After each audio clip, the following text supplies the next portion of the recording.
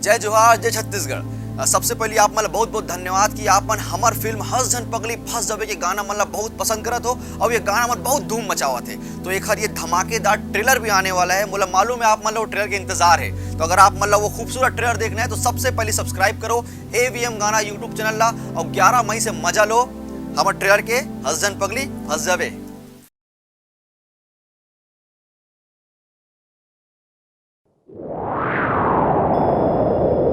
मन मोहना राजा मन हर तोर कोति भागे मन हर